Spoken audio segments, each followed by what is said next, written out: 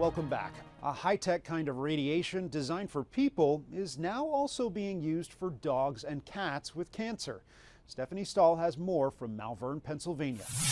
Cleo, an 11-year-old Sheltie, is visiting from Rochester, New York, getting treatments for a cancerous brain tumor that's caused seizures. It was a surprise, obviously.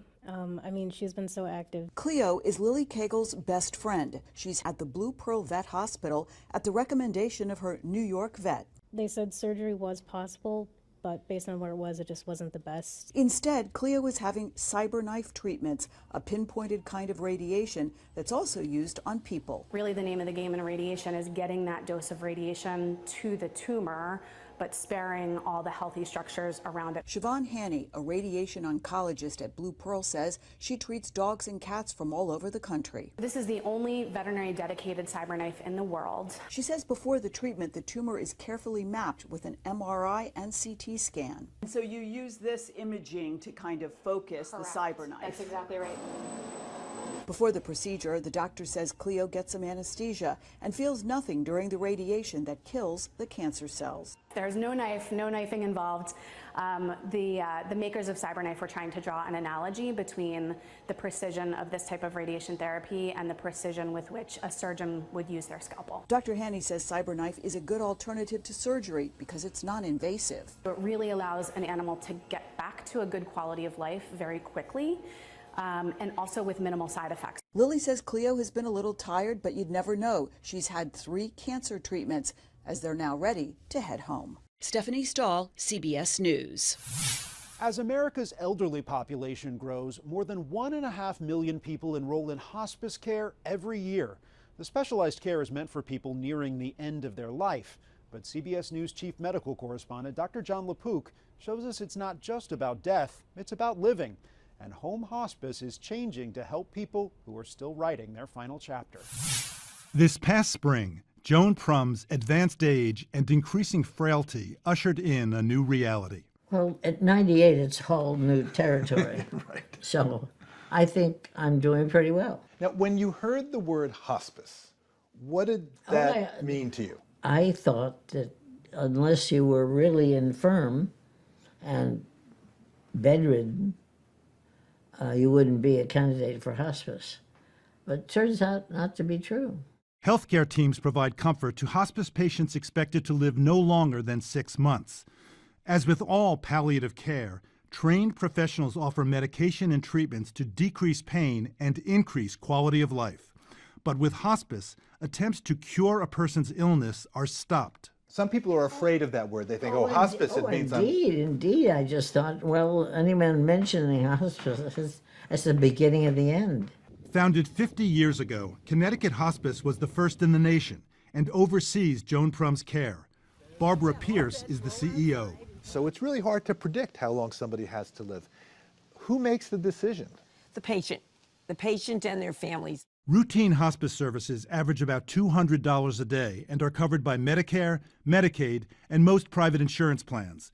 But only about half of Medicare patients use it. Hospice care involves sitting down at the very beginning and say, what are your goals of care? What do you want your life to look like in the next few months, and how can we help? Hospice care can be given in nursing homes, assisted living facilities, and places like Connecticut Hospice. But about 99% choose to receive services at home, just like former President Jimmy Carter and Joan Prum. Did the fact that you had heard about hospice through President Carter help you there? Oh, yes. It certainly made it the thing to do. What do you think President Carter and his family going public saying he's entering hospice meant for the hospice movement? He's given everybody permission to consider that as a reasonable option that doesn't shorten their life, but does increase their comfort and fulfillment. Joan Prum still cooks and can mostly navigate her Connecticut apartment on her own. So you're going to show me what's in the refrigerator? Oh, it's pretty stocked. Got fruit. What else is in here? But she depends on hospice staff and other visitors to keep her safe and engaged. Are there things that you want to stay around for? Oh, mostly my grandchildren. That's it. How many grandchildren do you have? 8. Wow. Yes. And they're spectacular. Initially, you thought it was the beginning of the end? Right. And now? I'm not over yet. I'm not through yet. And with the help of home hospice, She is savoring every precious moment. Dr. John LaPook, CBS News. New research shows a worrying trend. Extreme heat is sending more kids to emergency rooms with dangerous illnesses. Natalie Brand has the numbers. Tiffany Forand and her son Hunter love to play outdoors, so she makes sure they stay hydrated in the LA sun. I think no matter what, every time we go out, we always have water. Data shows climate change is leading to more and more record-breaking temperatures. Now, new research at 2 large children's hospitals finds the number of kids visiting the ER for heat-related illnesses has increased by 170% over a decade. As we see temperatures increasing, we know that heat-related illness is going to continue increasing as well. We have seen in other studies about 50% of those incidents occur in children. So we know that children are a highly vulnerable population. Symptoms can include high body temperature, headache, dizziness, and confusion. The study presented at an American Academy of Pediatrics conference shows 2 groups coming to the ER. School-age kids with heat stroke and exhaustion not needing to be hospitalized, and teenage boys with a serious condition that causes muscle breakdown more likely to be admitted. For our really young children, it's making sure that they're not in an environment where they can be really susceptible to heat.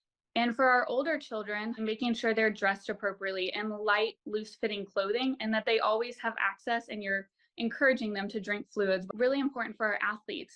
We recommend a period of 10 to 14 days for them to really slowly increase how much they're exercising so their bodies can get used to these temperatures. If it is way too hot, we're not going to go outside or we're going to play in the water. This mom takes all precautions so her son can stay safe. Natalie Brand, CBS News. After the break, an astronaut's biggest challenge had nothing to do with going to outer space, and what Gloria Estefan, the queen of Latin pop, is doing to find a cure for paralysis.